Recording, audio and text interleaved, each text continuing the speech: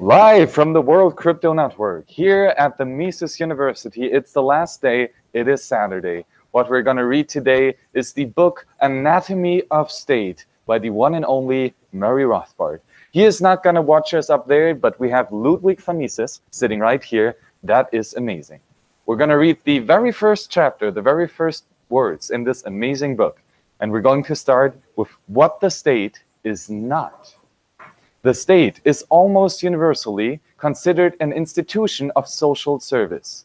Some theorists venerate the state as the apathesis of society. Others regard it as an amenable, though often inefficient, organization for achieving social ends. But almost all regard it as a necessary means for achieving the goals of mankind, a means to be ranged against the private sector, and often winning in this competition of resources. With the rise of democracy, the identification of the state with society has been redoubled, until it is common to hear sentiment expressed which violate virtually every tenet of reason and common sense, such as "we are the government." The useful collective terms "we" has enabled an ideological camouflage to be thrown over the reality of political life. If we are the government, then anything a government does to an individual is not only just an untyrannically, but also voluntary on the part of the individual concerned. If the government has incurred a huge public debt, which must be paid off by taxing one group for the benefits of another, this reality of burden is obscured by saying we own it to ourselves. If the government conscribes a man or throws him into jail for dissident opinion, then he is doing it to himself, and therefore nothing untoward has occurred. Under this reasoning, any Jews murdered by the Nazi government were not murdered. Instead, they must have committed suicide, since they were the government, which was democratically chosen. And therefore, anything the government did to them was voluntary on their part. One would not think it necessary to belabor this point, and yet the overwhelming bulk of the people hold this fallacy to a greater or lesser degree. That is just the first chapter of this amazing book by the one and only Murray Rothbard, Anatomy of State. It's really tiny, it's a good read, you should get it. Available for free at Mises.org or in the bookstore for I think $5, $10, almost nothing. It's pretty cheap. And a quick read. And a quick read, absolutely. So we are being joined here live by David with a D, yes, and Dave without a D. Reversed. No, it's actually David. It's okay. So, Dave, tell me a bit about yourself. How did you get into Austrian Economics, and how did you get into Bitcoin? Well, Austrian Economics came before getting into Bitcoin. So that was through Ron Paul, essentially, getting excited about his campaign, listening to him talk about issues like the Federal Reserve, which was something that I had known how corrupt central banking was. Before that, I heard him in the 2008 debates, and I was like, this guy gets it. So that started my journey down this rabbit hole. As far as Bitcoin, it was actually from being involved in libertarian circles that I first heard about Bitcoin because there's a lot of overlap there ideologically. So some of my friends were like, talking about this weird internet money at first, and like, yeah, we're gonna end the Fed with this, cryptocurrency, magic internet money.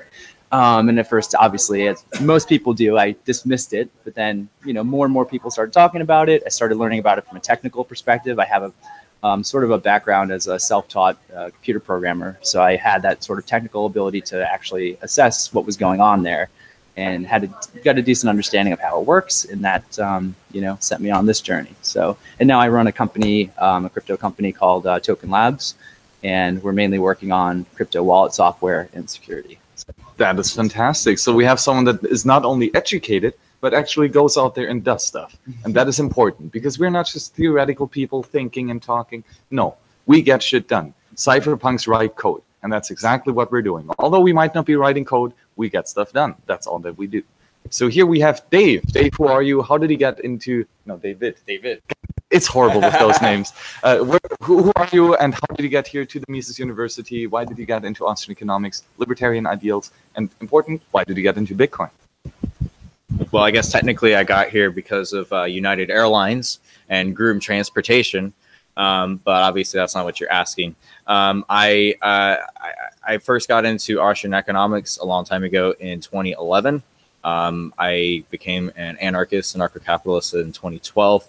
By the time in 2013, I first kind of heard and kind of started taking a really deep look at Bitcoin, at cryptocurrency. So I've been really following it very closely. And I confess, whereas Dave over here has actually gotten into doing cryptocurrency stuff, I have not actually gone into buying cryptocurrency and doing cryptocurrency things until the end of last year, obviously, when things were getting very pricey, bubble, you know, hot, whatever you want to call it. Economics is my passion. However, I'm actually also kind of interested with you, Dave, over there. I'm in computer science. So with the background of both an economic perspective and also the computer science perspective, Bitcoin and cryptocurrency is very, very interesting. In fact, I would say that although an outsider would look at it and say that it is probably mostly technology based, I would say it's just as much economics as it is technology and computer science stuff. So, I mean, that's just me in a nutshell. I mean, why am I here? Again, I love economics. I was here at Mises University 2 years ago. And, you know, the Mises Institute's great. And, I mean, if it wasn't for them, I probably wouldn't know anything about Austrian economics. I think we all agree that without the Mises Institute, no chance we would not be here, because we are in the building of the Mises Institute. But we would not be here on the spiritual level, on the educational level, because they really do teach you a lot with all the free books, lectures, audiobooks, and everything. It's just amazing. So, I mean, first of all, Bitcoin is, of course, a private currency. You know, it is not issued by the state. So, you know, already starting up there, it is a libertarian's dream, right? We want to have private money. We want to have free money. But I would go even further than that, to what you said, that Bitcoin requires knowledge in technology. You know, you need to know the basics of cryptography, and also economics. You need to know the sound money theory and everything. But one important aspect that I also like is the spiritual, the ethical argument of Bitcoin, because Bitcoin is voluntary, and anything that's voluntary is peaceful, and anything that is peaceful upholds natural law. So therefore, also from a spiritual side, from an ethical side, we have Bitcoin that is supportive of the non-aggression principle, that you should not hurt people, that you should not steal from people. And of course, it is supportive of the natural law, because as soon as you do that, it's wrong and immoral. It gives powers to the individual so they can defend themselves against the tyranny of the state. And this also has a great moral value. But Dave, yes, I'm getting there. I'm getting there. What do you think from the Austrian theory? What are the strengths of Bitcoin, and why do you think it's so cool? Well, the ones that you mentioned, there are some critics on the Austrian side who will cite Mises' regression theorem, right? Which essentially states that money originates from some sort of useful commodity that was used in trade as a medium of exchange, and sort of derives from there. And they make that case for how, you know, dollars or fiat comes about. And there are some critics who say that Bitcoin, as essentially just a startup currency, doesn't fall in line with the regression theorem. So, you know, that is one criticism that Bob Murphy is actually very good at addressing. You know, saying that, you know, actually Bitcoin can fit into that framework. But that's just, you know, some of the friction that I've encountered just from in the academic world with regard to some objections to Bitcoin. But obviously, I don't think many of them are well-founded.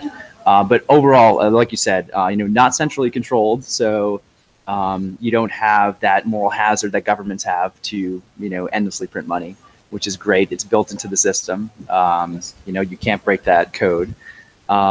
It's not centrally controlled. However, you know, we do have to still fight against central control in the crypto community because there are organizations that are run by people who don't share our values, and there are lots of people who, you know, as more people get into the space, there are less and less ideologically motivated people, and more people who might just be, you know, motivated to make a quick buck, you know, or to just gain more power. Or exactly.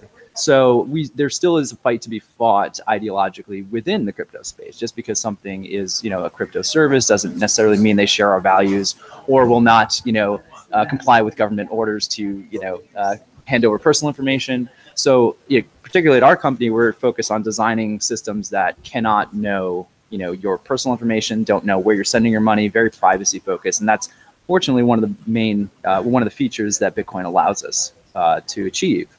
As opposed to just being centrally controlled, controlling everyone's money, knowing who they are, knowing who they're sending money to. It's replicating some of the problems we have with the current system. So, absolutely, I agree with all those points. We have in the chat Rhinor23 saying that Mark Passio is amazing for natural law teachings, and I 100% agree. He is one of the best scholars. Oh, we need that actually. We need that. Some of people are there are others. Yeah, okay, take it. So Mark Passio, he's amazing for teaching natural law. He has I think he has a 9-hour lecture on it. So absolutely listen to his stuff. He's amazing in teaching natural law. So David, maybe to elaborate, what are some other things that you like about Bitcoin in the Austrian sense? Well, from an Austrian perspective, I guess what I'm going to say is not really anything special. And I think if it hasn't been said yet, it's just the fact that it's decentralized. That's huge. Something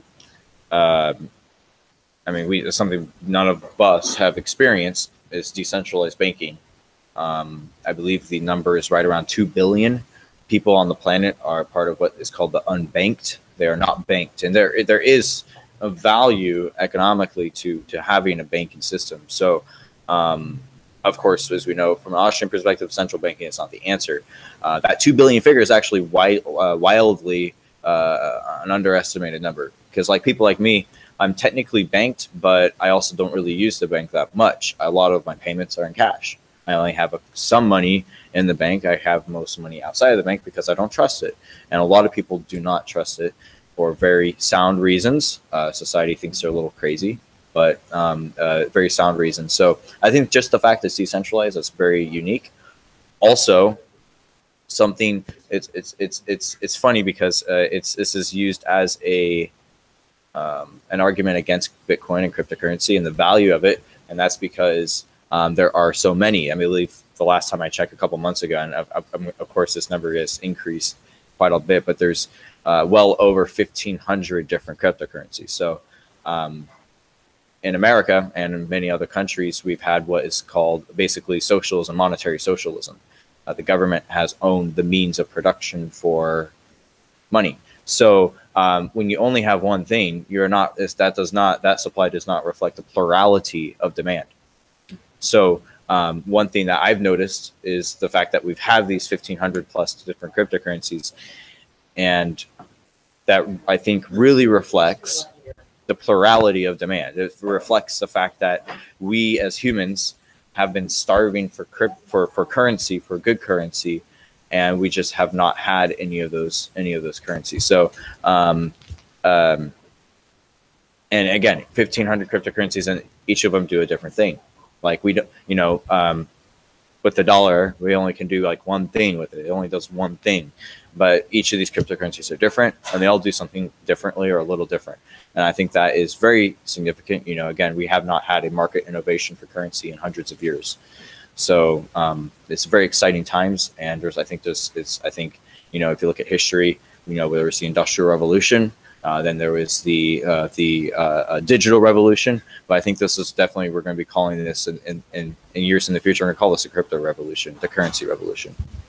Absolutely it is. I'm writing a paper, my bachelor thesis, on exactly that topic: anarchy in money, competition in money, and what that will bring. And it's amazing. If you want to support that, towardsliberty.com/anarchy, right? Open source, everything. So if you want to edit, comment, contribute, do it, please. Thank you very much. Please, James, right? Yes. Yep. Tell me who you are and why do you think that Austrian economic theory can explain Bitcoin and what it is? All right. Okay. So I was on here the other day, I believe. It's the same podcast, right? Yes. All right. So I'm currently working at a cryptocurrency hedge fund. It's a small startup. I'm just interning at it. But I think the basics of just, scarcity, soundness. People can get that. It's not in the hands of a technocrat or whatever. The supply is, finite as long as no one messes with the protocol, which is against their incentives. So that's all there. I just wanted to, we were having trouble with connecting the other day. Like the connection was in and out, and I had to leave. But I just wanted to say, check out the bear case against crypto, because I remember watching this one Jordan Peterson video, and he was saying how thinking is taking the other side of the argument, building it up to be as strong as possible, and then still defending your own beliefs. So we need to also focus on what's wrong with crypto and the systemic issues that go along with it. So Preston Byrne, Byrne is Byrne. He's a good guy to look up. He has 3 pretty intelligent bear cases against crypto. I mean, and there really isn't a lot of bear cases because crypto is awesome. But check him out. And I think that we need to focus on some of the flaws, because if there is a huge influx in the next recession into crypto, the network needs to be able to sustain all that volume and all that traffic. And we need brain power to, I'm not really a tech guy. Max here knows more about me than the tech. And he was reassuring me that, well, you do. And he was reassuring me that the tech is on its way to being very, very good. But we need brain power to fix some of these issues. So otherwise, though, I'm very, very excited. Oh yeah, and we are going to talk a little bit more about the tech and especially the Lightning Network on this show, because I think that is going to solve many of the problems that you point out. But again, it is important to talk about the problems. We want to break Bitcoin. We want it to break so that we can fix it. Because if we break it, we're not going to destroy it. We're going to make sure that, well, it's going to be fixed, right? If a bad hacker, if the government tries to break it, they want to break it for good. So we need to break Bitcoin first before the government does it. So who are you, and what are your thoughts on Bitcoin and Austrian economics? I'm Jacob. I go to the University of Washington, and I'm generally very interested in cryptocurrency, but I would... Oh, yeah, perfect. So the idea is mainly I'm generally a very cautious guy. Because I'm an Austrian economist, I'm kind of suspicious about a lot of things, and I try to approach them very carefully. And then my main interest with cryptocurrencies is how they line up with von Mises's theory of money and credit and the origins of money, and where the original value of a cryptocurrency emerges, right? And so that's my main line of interest. Absolutely, and to pick up on this point maybe is that a money needs to be useful, right? A medium of exchange is only useful if you can exchange it. Guess what? And the store of value is only useful if it stores at value, if it doesn't decay. And a unit of account is only useful if it has a nice denomination that you can split it up in order to showcase all prices. So a good money is just a useful medium of exchange, store of value, unit of account. And if it can do all those 3 tasks well, then it's a good money. And then it has value because the people, the economy, the individual actors, they will want to use it as a money because money is just a useful tool. So Dave, yeah. Maybe talk a bit more about the value of money. Well, here's the thing, though. Crypto is not perfect in all those areas, right?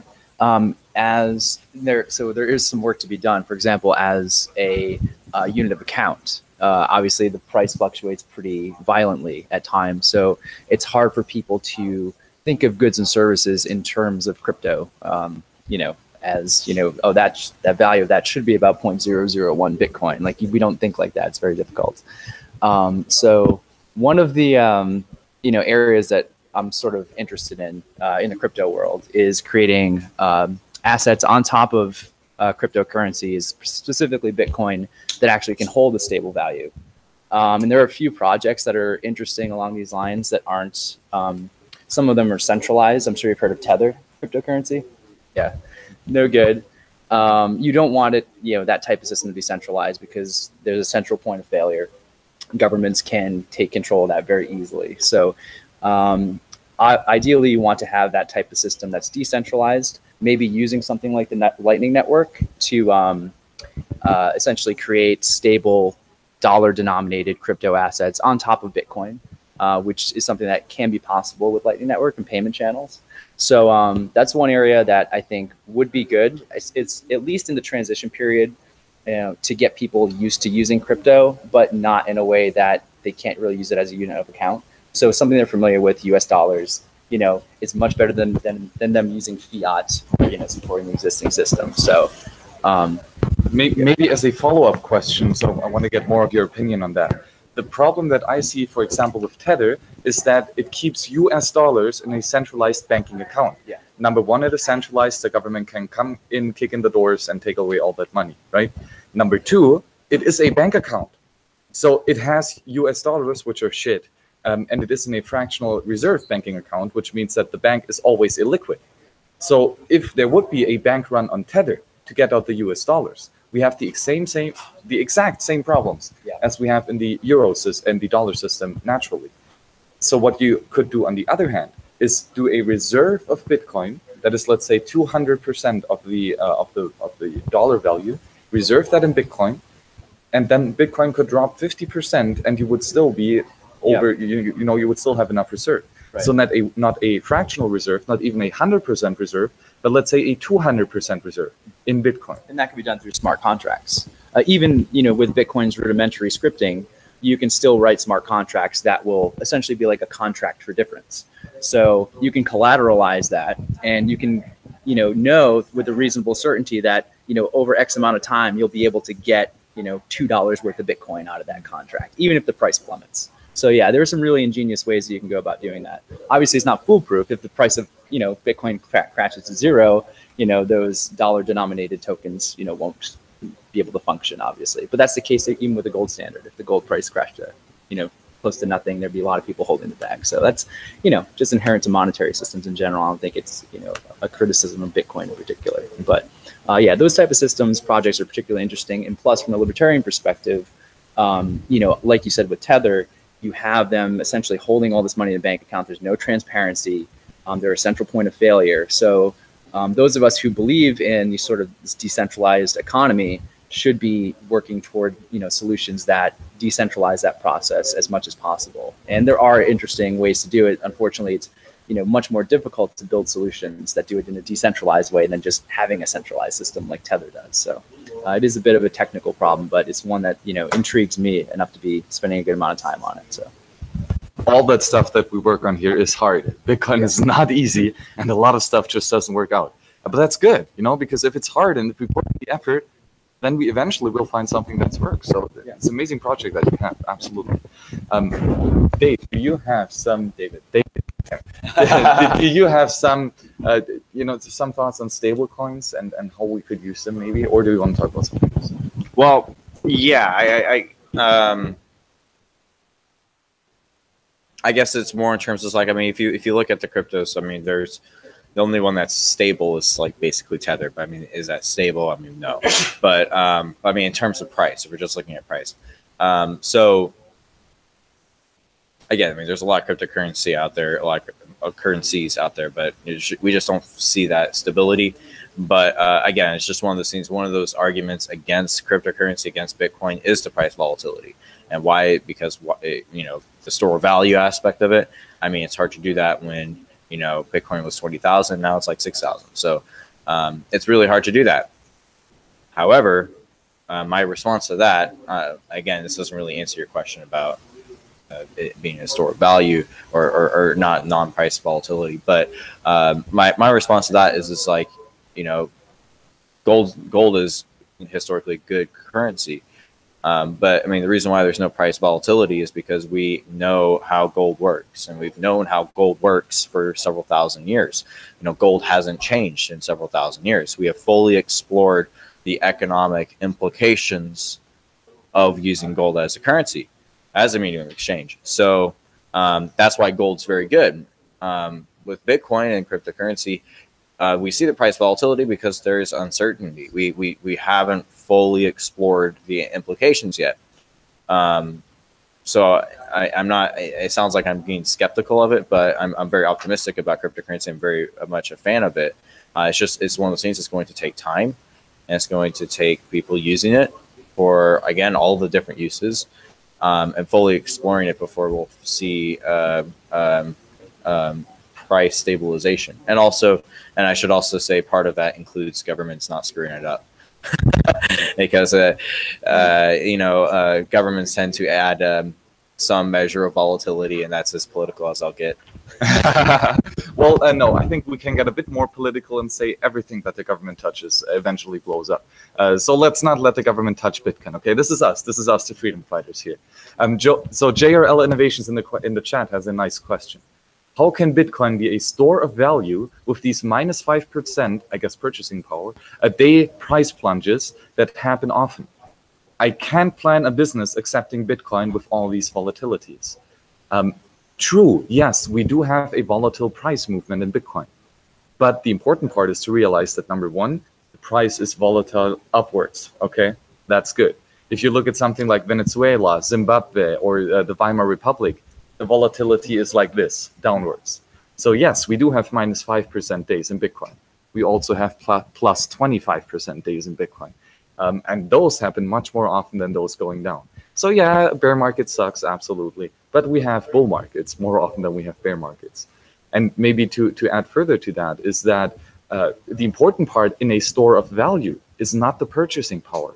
That is the effect, the end state with a stable money, with a stable store of value.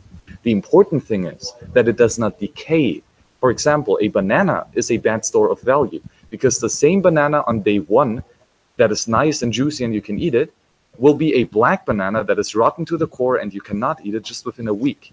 So after 1 week, the store of value in that banana intrinsically is completely rotten. That's why gold is such a perfect store of value, because the metal does not decay, it does not rot. One gold coin that we got out of the earth 100 years ago is still one gold coin. And so gold does not decay. Guess what? Bitcoin is defined as one Bitcoin, 100 million Satoshis. Today, yesterday, tomorrow, in 100 years. Bitcoin does not decay. One Bitcoin is one Bitcoin. We know how the inflation is going to work out. We know how much new Bitcoin is going to be printed. So from the store of value aspect, I argue that because the original thing that makes Bitcoin, that will make Bitcoin stable in the purchasing power, is already here. So we have huge amounts of store of valueness in Bitcoin because the supply is limited and the supply is predictable. One Bitcoin is one Bitcoin. That is the important part. James, you got anything to add? Yeah, it seems to me that the more you use a currency, the less volatile it becomes. But then there's the argument that, oh, I can't use this currency because it's too volatile. So I'm curious to see like the actual pressures that make people use it. If they're going to be, you know, negative pressures, like our own currency is, you know, on its way out or, you know, being devalued, if that's going to put pressure into crypto. And if it does, I think we will see, you know, if it's actually used as a transactionary currency, it becoming less and less volatile, because when you use a currency more and more, it tends to like dissipate throughout the economy and kind of reach its equilibrium. Now, like Bitcoin's very, very divisible, so it might take a little bit longer to actually reach its somewhat equilibrium. Obviously, no currency is in perfect equilibrium ever. There's no actual equilibrium, but it tends to find a more stable price the more you use it. My question to you guys is, do you think, what's your opinion on like the financialization, the securitization, and I don't know if this is a word, but derivatization of Bitcoin? Is it possible to build all these derivatives on top of Bitcoin, and is that a good thing for Bitcoin? Is institutional money therefore good for Bitcoin and cryptocurrency? Or does that contribute more to the whole bubble aspect of it? Because, you know, the banks and the financial institutions, they get the money from the Fed, and that money is usually, you know, the first people who get to use that money get all of its purchasing power.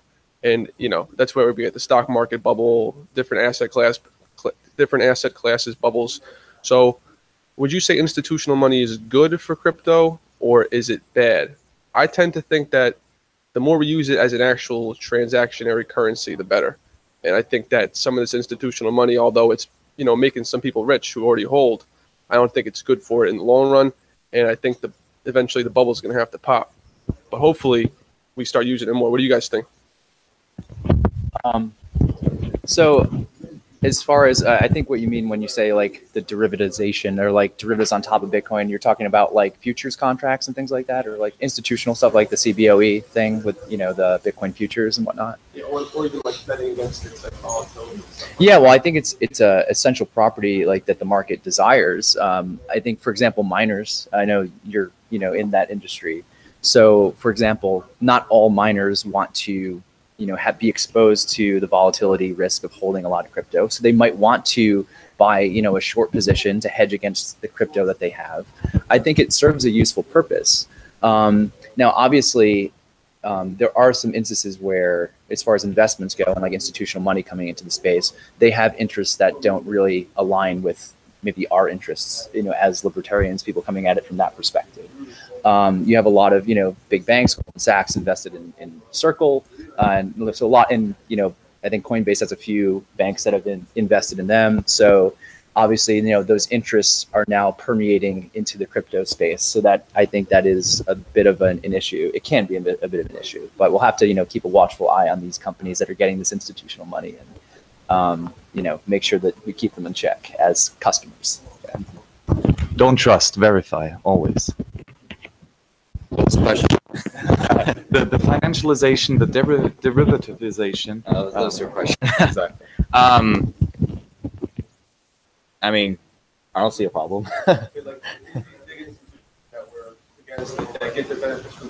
You're saying, you're talking about like the officialization, if you will, or the market from turning like to a gray market into more black and white, more official market. I mean, I think there's some good aspects and there's some bad aspects. I mean, good aspects is it definitely it has more people entering the market. Bad aspects are, yeah, they're definitely connected to bad people that do bad things, and it could very well make it worse. One of those things in particular that I think it was really bad is centralization of a decentralized currency.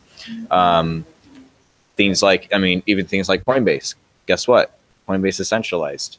You know, I mean, there have been cases that, I mean, the beauty of cryptocurrencies is it's decentralized. So, you know, you have your own cryptocurrency in your own wallet on your, you know, whether it's like a ledger, flash drive thing, or just stored on your computer, or they even have these little disks that's use Bluetooth 4.0. It's supposed to be like the most secure thing that uses Bluetooth to connect to your phone, and then you can make the transaction.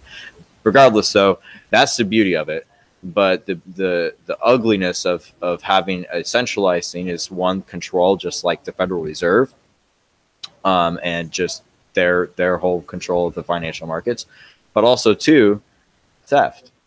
There have been hackers that have hacked into these people that have just one wallet or one address, if you will, that has millions and millions of dollars in Bitcoin, and they hack into it and it's gone. And so, you know, if you have your money stored in those things, or like, for example, financialization, and it's like buying futures or trading futures, I mean, you don't want to lose that. You don't want it to just go away. So, I mean, again, I think in a perfect world, these people would not be tied to the Federal Reserve System. They would not be centralizing things, and everything they would do would be a good thing because it's bringing the market to a wider audience. But that is not the current reality. So it's complicated. Well, I guess the first rule in Bitcoin is own your own keys, not your Bitcoin, your keys, your Bitcoin, right? And run a full node. Because only if you do those two things, you are the first-class Bitcoin citizen. And as soon as you do that, you do not have to trust anyone. You do not have to believe in anything, because you verify each and everything. Now, of course, derivativization, which is a tough word to say, is already here. I like it. Let's make it a word. I mean, we have derivatives, we have futures, we have options. Go to Ledger X, and you can hedge your Bitcoin. Also, something you know, for volatility. You can do that if you're a business. So you can do that right now, and you could do that for quite some time now. What I think interesting, though, is that this guy, Murray Rothbard, he differentiated between a money species, which is the core money, the base money, the cash, as Mises said, this guy up there. And so this is on the one side, for example, gold, the gold itself. And then you have the money substitute. that is something that substitutes for the money, right? So you put your gold coins into a bank account, into a bank vault, and in return you get a 100% reserve paper certificate that gives you ownership rights over those over those gold coins, right? So how does this work in Bitcoin? Let's play through this example. So of course, if you make a Bitcoin on-chain transaction, well, I mean, it's Bitcoin. It's a digital peer-to-peer cash system. Satoshi was smart. It was in the white paper. It is cash. So therefore, Bitcoin is a base money. It is the real thing, right? It's not a certificate. It doesn't represent anything. It's Bitcoin, period. For example, then, if you use something like Coinbase, you do not use Bitcoin because you do not control the keys. Therefore, you have no ownership over the Bitcoin themselves. So what you own is not the base money. It's not cash. It has to be something else. Who owns the cash? Who owns the Bitcoin? Coinbase. Why? Because they have the keys. It's that simple. So what you own when using Coinbase is a Bitcoin certificate. It's not Bitcoin. It's just not. It's a certificate that represents Bitcoin. What they can do with fractional reserve gold reserves is that they can say, okay, this one gold coin, I give 100 certificates out for that. You could theoretically do that with gold. You could theoretically do that with Coinbase and Bitcoin. Nobody is stopping them. And it has happened many times throughout Bitcoin's history. Mt. Gox was a fractional reserve system, and everyone trusted them. They handled like 90% of all crypto or Bitcoin trading at one point in time, and they just were running fractional reserves the whole time, and nobody knew, and they just collapsed. So luckily, I mean, we do have some institutions that are a little more trustworthy these days and a little more transparent, but still, like you said, if you don't hold your keys, you don't hold the Bitcoin, right? And they're essentially just giving you an IOU, and you have to just trust that authority that they have the Bitcoin for you. Yes, absolutely. So we all agree, as soon as you don't own the keys, you don't own the cash, you don't own the Bitcoin. Now comes the interesting question, and then Lena, we're going to get you on there in just a second. What is the Lightning Network? Is it base money, or is it a certificate? I mean, that's an interesting question, right? But again, your keys, your Bitcoin. With Lightning Network, you control the keys. So it is, in that sense, a base money. It's not a certificate. It is a Bitcoin that is in a special account, in a special time-locked account. But nevertheless, there is Bitcoin on the blockchain. And then what you do with Lightning transactions is you just change the state of the Bitcoin. You can at any time take it back onto on-chain and do an on-chain transaction with those Bitcoin. So that is always possible. But in my opinion, so it's an edge case, so I think we have to redefine that. Would be a nice paper too, right? Yeah. But I think because you own the keys, even on the Lightning Network, when you change the state channel, you still have a base money. It is still cash. It is not settled cash on the blockchain, right? But it is already settled in the Lightning Network, and you can at any time publish the newest state to get the full security of on-chain transactions. Those would be my few cents on it. So guys, what do you think about, is the Lightning Network a money species or a money substitute? I think it's its own thing. I don't think it fits well into either of those. I would say it's probably more along the lines of being the money species, right? Like, because when you do own a balance in a Lightning channel, that can be verified against the blockchain, and you can have claim to that, on the blockchain eventually. But it sort of exists outside of the main ledger. So it's a very strange, it's not a money substitute. It's not, a bearer asset or the equivalent. It's just its own sort of thing that needs to be studied in economics more, I think. It's an interesting type of system. But I don't think it fits well into the existing frameworks of what is money, because everything is done programmatically. These, channels are updated in a programmatic way, and there's no real equivalent of that in the real world. Maybe the closest equivalent would be the way that banks used to settle with each other. They used to have, a balance between them, and they used to update the state of that balance between them. And there used to be a network of banks that used to update the balances with each other. But obviously that was all manual and analog, and this is all being done programmatically with the security of the blockchain, so it's a bit different. So yeah, I don't think it really falls into any neat category, and it's something that probably should be studied more by monetary economists. I'm telling you guys, this is a paper that you could publish at Mises.org, right? On the Mises Wire. So you guys out there, maybe you guys in here, that would be perfect. We need more stuff like that, because those are edge cases that are really complicated. So what do you think? What do you think? Lightning Network, money substitute, money species? Honestly, I'm not very much of an expert with the Lightning Network, so I don't really have many thoughts on it just because of my ignorance of the subject. But from what I know, I mean, it looks like it's not a money substitute. So I mean, that's just my perspective. It's an interesting case. Honestly, I do not know. So, Lena, who are you? How did you get into Austrian economics, and what do you think about Bitcoin?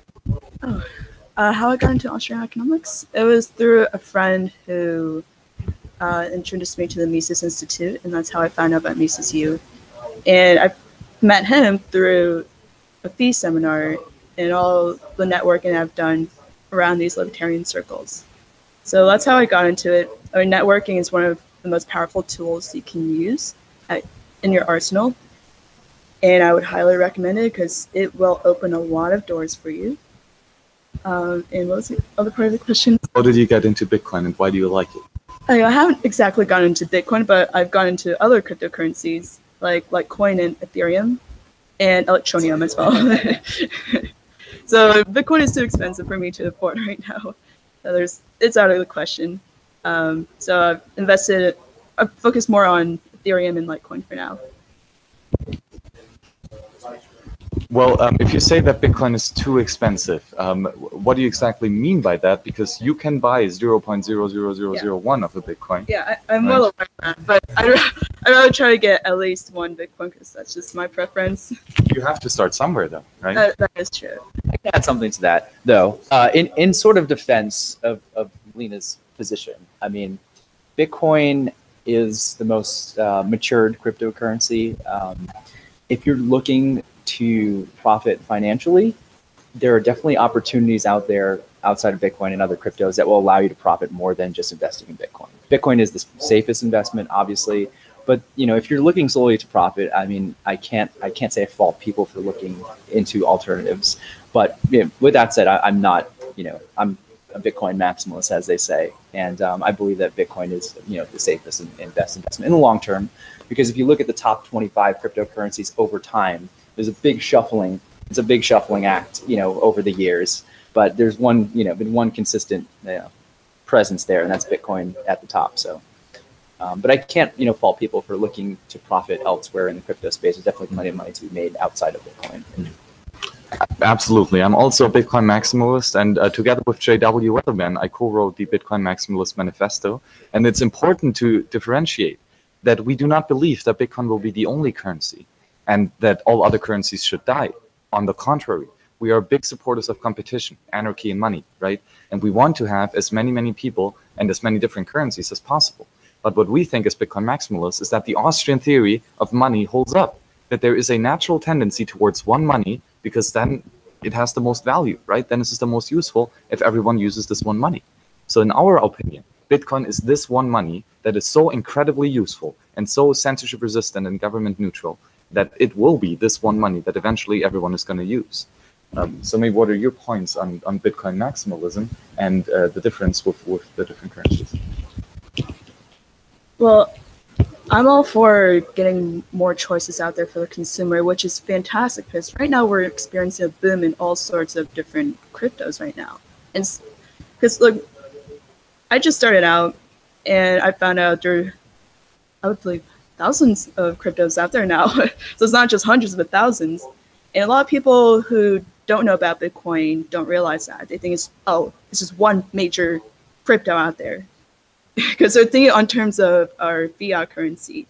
But you've got a lot of choices now, and that's fantastic because it brings in more competition and it'll give the incentive to all these other cryptos to improve on their product and their services. And the other thing why I would highly encourage investing in cryptos because it's decentralized. Not only that, but there's accountability. You don't get that ever with fiat currencies or any sort of currency backed by the government. And that's the thing. That's why there's runaway inflation. And that's why there's wars being funded because of all of these products. There's no accountability. And that's what I stress about for anyone starting out with crypto. Yeah, great points that you bring up. I would say for I mean, I would mostly agree with what you were saying. Obviously, you know, there definitely are the advantages, as we know with Austrian economics, about having the competing currencies, but then also one kind of emergent one. I guess I would agree with one that is more used than the others. However, I personally think that it'll be more like the top 5, you know, because I mean, for example, like cars, right? We could say, you know, like in America for a long time, there was the big 3, and that was, you know, Ford, Chevrolet, and General Motors. Wait, no. Yeah. No, Chrysler, General Motors, Chevrolet is a subset. Anyhow, but I mean, you know, there's the big 3. So I think it'll be something like that. Personally, I'm probably going to get a lot of hate from you two over there, but I'm actually not much of a big fan of Bitcoin. I'm more of a fan of altcoins, and I'll tell you why. Hear me out. You guys will probably disagree and show me how I'm wrong, but I mean, it's just my personal opinion that Bitcoin being the first one, you know, with evolutionary development of things, there's other ones that are better. Okay. We're getting a lot of love in the chat here. So they don't like what I'm saying, but look, there's over 1,500 different of the altcoins. I'm a big fan of Monero. Monero V, the fork off of Monero V was actually or fork off of Monero was actually done based off of Austrian economics to put a cap on the number of Monero coins. And that right there, again, I mean, it just made Monero, my favorite one, even better. So I hear some people talking about Ripple. Ripple sucks. But yeah, Monero V, again, they actually forked it on, or the express purpose was because based off of Austrian economics. They're big fans of Misesian and Rothbardian monetary stuff. So, I mean, those are my thoughts. You guys can probably tell me why Bitcoin is the best. But I kind of think I'm going to get a lot of hate for saying this, but I think Bitcoin is kind of a dinosaur when it comes to cryptocurrency. I'll just leave it at that. How could you? No, just kidding. I mean, you know, different opinions are good. We all have different opinions, and we need to nourish that, and we need to engage in good and productive discussion, and that's exactly what we're doing right here. I'm not going to punch him in the face, but I kind of want to. I might do off air. Less people seeing it, so the government cannot put me in jail for it, which you actually should, because I broke natural law. So, well, okay. So my answer to your thing is that Bitcoin is not the first. Sure, it's not. The first digital currency was done in 1982. Was it eCash? I don't remember. I think eCash was later. Do you know what happened to the founders, to like theoretical cryptographers that went out and did something that was cutting edge? They got a double life sentence in jail. A double life sentence. They sued, and eventually they got out after a short time. But they were in government jail because the government did not want to give up the control over the money. And ever since then, we had countless currencies, many of them, all failed. You know why they all failed? They were not censorship resistant. They were not government neutral. They were no sound money. So Bitcoin is definitely not the first. Oh, nice. Talking about that, case about bimetallism, a difficult word. Basically gold and silver. You kind of move the camera. Turn around a little bit. Perfect, fine. So yeah, read that by Giffen. Is this one of Rothbard's? Yeah, I think so. Murray Rothbard owned that. That's his personal collection. Look at that. Markings in the pages. That was Rothbard. Isn't that amazing? Yeah. So yes, This library is awesome. This library is awesome. It is. The Mises Institute is awesome. So Bitcoin is not the first one. Bitcoin is the first that works. And with an uptime of 99.9992%, it works really, really well. So yes, other currencies are there. They will compete. Historically speaking, all other currencies other than Bitcoin got wrecked. And if you see all those altcoins, most of them 5 years ago are no longer here. So they all got wrecked. So Bitcoin is not the first currency, digital currency. It's the first one that works. And that is good enough for time. Yeah. So unlike Bitcoin and many others. But I mean, you know, there's something to be said for other use cases besides monetary use cases, smart contracts, you know, things like that. I will give you that.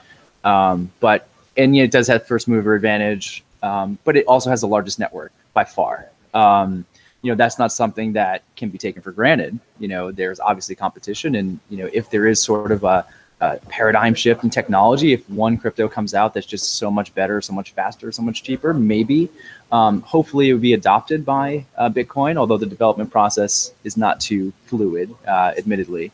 But, we would hope that, Bitcoin would adopt any of those, fundamental changes that would, be make it much better, much faster, rather than an altcoin, sort of trying to take over the crown, so to speak. But, it's a market. So, like any other market, there's competition, and Bitcoin happens to be the first mover and has the biggest network. But that shouldn't be taken for granted. Yeah, absolutely. I think Bitcoin is kind of like this black swan event. It was this like one random coincidence in the universe that just all factors fall perfectly into place. And I don't think that it's going to happen again. Sound money, there's a natural tendency towards one. Bitcoin is fucking perfect. So I think it's going to be Bitcoin. Your thoughts? Well, I don't really know much about this topic, but it's really exciting this morning to see what the market brings up and all this competition again. Yes, you said that the usability is really important, and we do want to talk about the Lightning Network today. You two said you don't have that much experiences with it, but you do, right? So this might be just a little conversation between us two, and we're going to get your feedback and your comments and your questions. So get your questions ready. Also goes through the chat, right? So basically, what is the Lightning Network? The Lightning Network is a series of payment channels. Payment channels were invented by Satoshi Nakamoto himself back in 2010. That's when this whole thing started. It took 8 years until the technology was actually ready and that we can use it.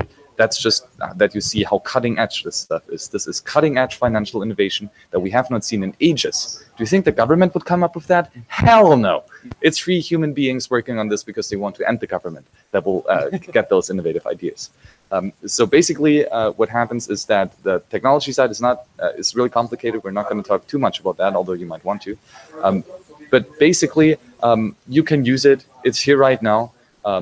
I've done my first Lightning transaction on testnet in November 2017. The first one on mainnet, where I bought some stickers from Blockstream on December 4th.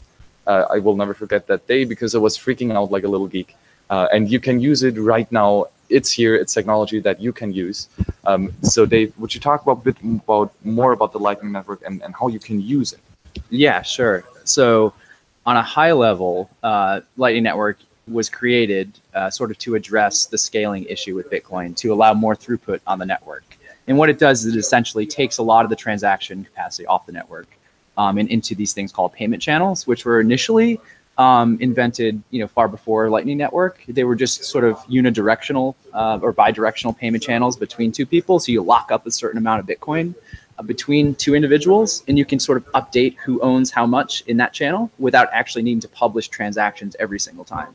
So in that sense, you can do transactions much cheaper without having to go on the blockchain. Makes things faster. Settlement is essentially instant.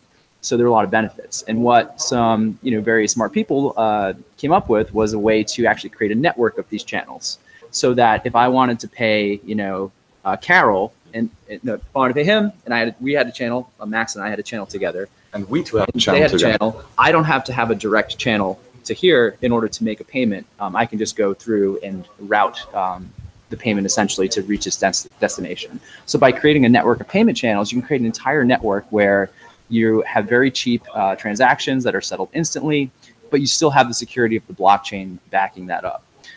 So when I first heard about this, I thought it was a very ingenious way to handle, scaling, because otherwise, Bitcoin would be susceptible to other competition from coins that do have more scalability. Because on-chain Bitcoin does not scale very well at the moment. There have been some improvements with SegWit, et cetera, and there's a functional maximum block size in excess of 2 megabytes, which is 4 megabytes functionally. Yeah, we have seen some blocks that have been greater than 2 megabytes. So the capacity on the net on-chain is actually, growing pretty well. But if we want to scale, if we want Bitcoin to take over the world, essentially, we're going to need it to scale further than that to handle more transactions per second. And Lightning Network, I think, is an ingenious way to go about doing that. Absolutely. So with Bitcoin on-chain, I run a full node. I hope you do too. And this means that I or you verify each and every transaction that happens. even those transactions that do not involve us. So, you know, that is the thing. We have to put up a lot of cost. We have to invest a lot of money. Not that much. It's a Raspberry Pi, you know, $40 and you can get it. So it's cheap, but nevertheless, you have to invest in order to have that kind of security and trustlessness. But again, if I would have to verify each and every single transaction that every human being on this planet, out of those 8 billion human beings on this planet would make, I would need a supercomputer. And if all the persons would have to do that, then we would need 8 billion supercomputers, you know? It would be nice. Scale, yeah. It just doesn't happen, right? It doesn't make sense. I do not have a copy of every website on the internet on my home server. I don't. That would be stupid, okay? So what we can do with Lightning Network is that I make a transaction to him. It gets routed throughout the entire Lightning Network, right? But all the other people have no idea what just happened. They just see on the Bitcoin main blockchain, which they verify, that there is money in this Lightning channel or in this payment channel, but they do not know if it was spent yet and how often it was spent yet and at what patterns it was spent. Because the Lightning transaction, especially the payment channel transaction, is only peer-to-peer. And it is not just sent peer-to-peer, but it is published peer-to-peer. So those that are not involved in the transaction, they do not get to know who sent what. So it instantly increases scalability because not everyone has to verify everything, but it also increases privacy because not everyone sees everything. So Lightning Network is fabulous in those two accounts. There are some drawbacks too, though. I mean, obviously you can use it today, but you do have to run a node yourself, which isn't cheap. The easiest way to run a node is to download one of the Lightning wallets for mobile. So Eclair is one, Zap is one by Jack Mallett. Zap is amazing. Yeah, so there are some nice mobile wallets that actually are running a full node on your phone. So they allow you to send these Lightning Network transactions on your phone. Obviously, the user friendliness isn't quite there yet, but it's getting there, just like Bitcoin in its early days. The one area that is sort of lagging behind is being able to use Lightning Network via the web, like a web browser, because you do have to be running a full node.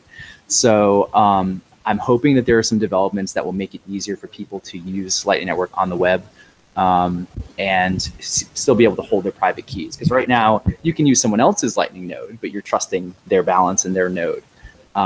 So there are services that are doing this on the web. But in order to have full privacy and full security, you want to hold your own key. So hopefully they'll allow functionality in the future where many keys can be associated with a single node. So you can have many users using a node, but not one entity controlling all that money. But that's some of the fears by people who are opposed to Lightning Network, is that will be the end result. You have a few large corporations running these huge hubs and having control over all the money. And I don't think that's a necessary outcome of Lightning Network. I think it'd be sufficiently decentralized.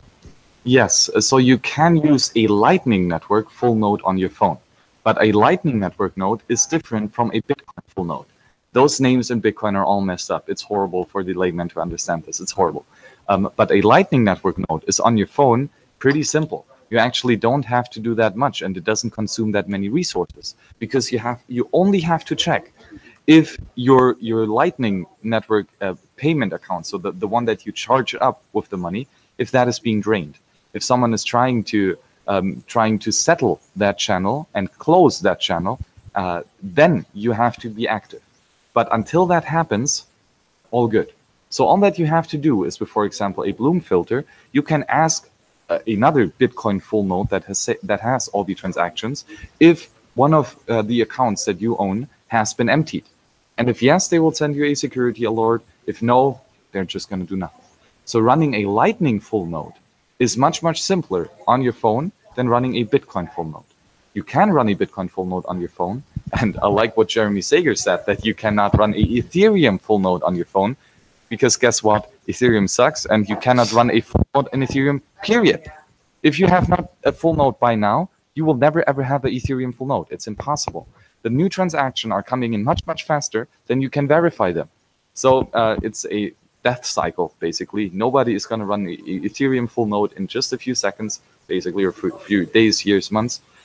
Same with Bitcoin Cash. Big blocks are not good. That's a security hole, and you will not be able to run your own full node.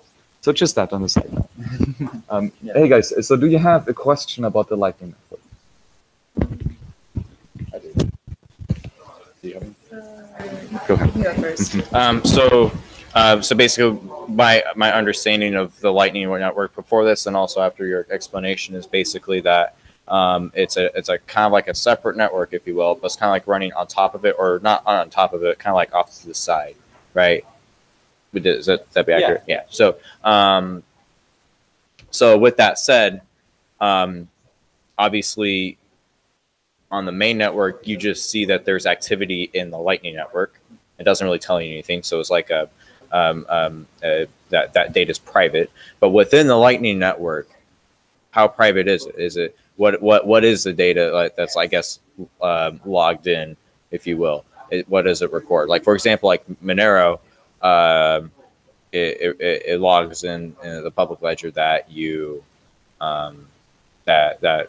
these are the addresses, and there was a transaction at this time. It doesn't say the amount, so it's a little bit more secure in its privacy. So I'm just curious, what is that data? So they initially, the nodes were able to know more than they do now. They're adding encryption such that the nodes will know very little about, where the money's coming from, where it's going, and won't be able to put those pieces together very well. So there is a good level of security there. There are some concerns that, like with Tor nodes, governments will frequently run them themselves, the exit nodes, so they can actually, get some information about the traffic running through it. So obviously that's a big concern with Lightning Network as well, and you want to protect against that. And, I know, well, among the implementations of Lightning Network that I'm aware, they're working toward making it much more private. So, but it is, obviously a concern. You want to maximize privacy. You don't want the ability for governments to run Lightning nodes and then, be able to know all your financial dealings. So that is definitely a valid concern, I would say. Yes, absolutely. I agree with all what you said. I think everything was true.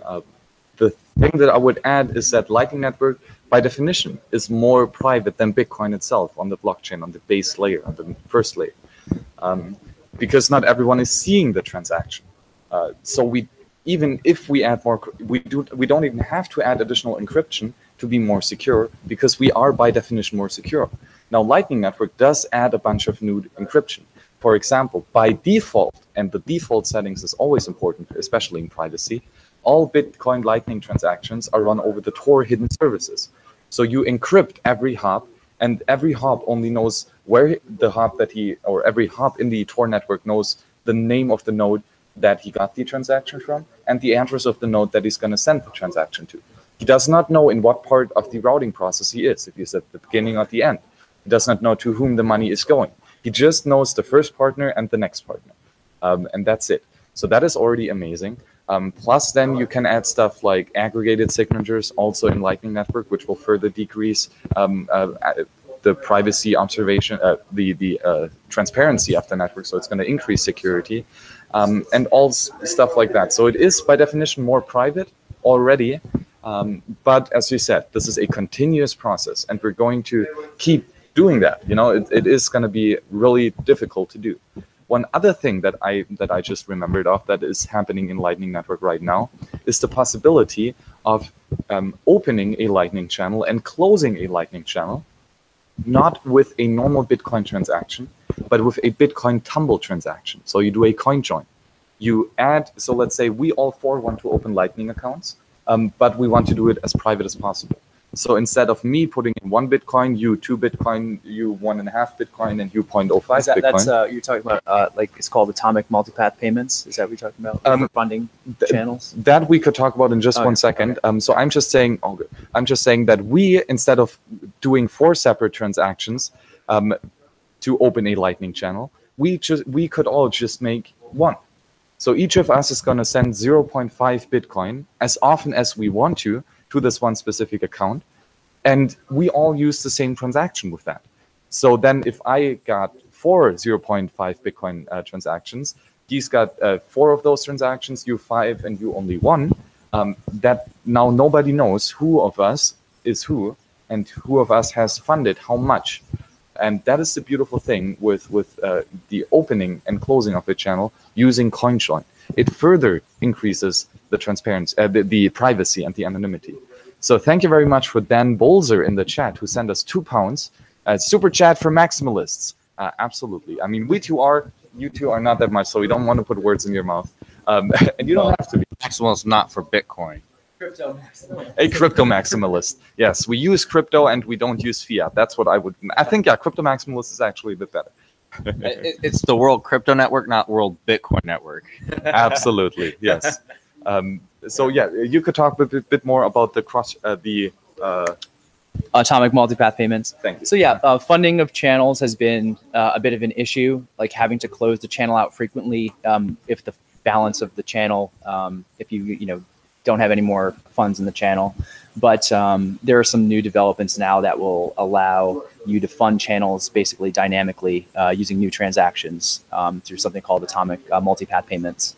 So yeah, it's again very early in the technology. It's not very user friendly at the moment, but all of these things together will allow for a much better user experience with Lightning in the future, and I'm optimistic about it. Yes, absolutely. And so I'm going to read you just 2 posts of the Twitter account on Lightning Network statistics, which are phenomenal. I just have them open up here.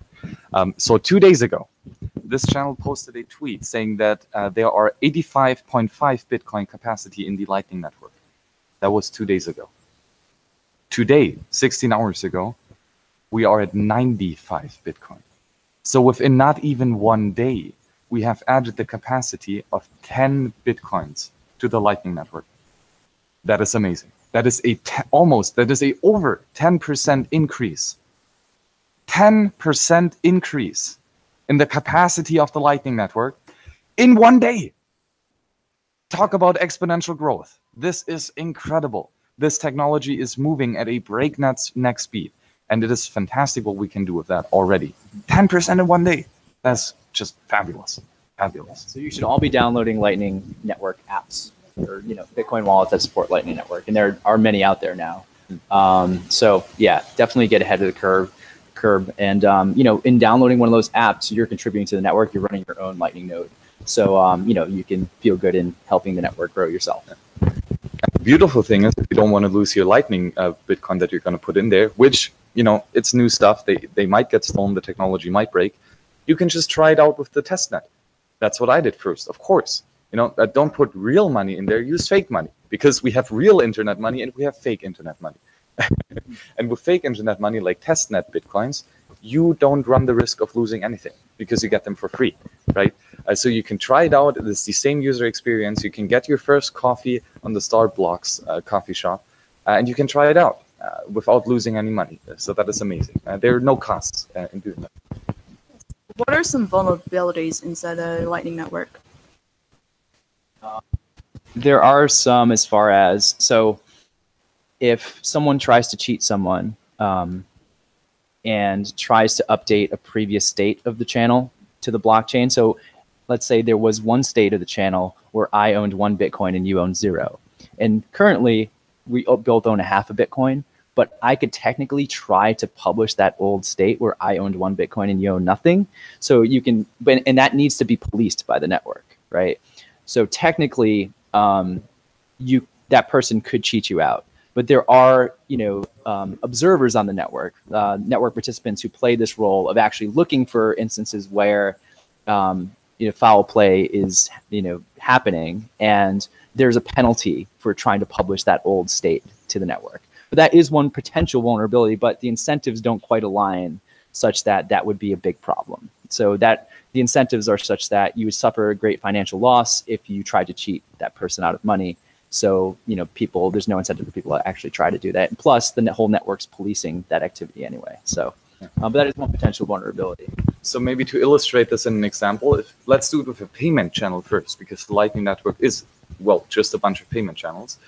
So we two open a payment channel. I put in 1 Bitcoin, he puts in 2 Bitcoins, right? And then he's going to make a transaction to me of 0.5 Bitcoin. So we both have 1.5 Bitcoin after this transaction, right? Works out perfectly fine, instant confirmation, basically, right? But now we want to close this channel, or actually he wants to close this channel. The correct thing to do would publish that state, which says that we both have 1.5 Bitcoin, right? Because that is actually what happened.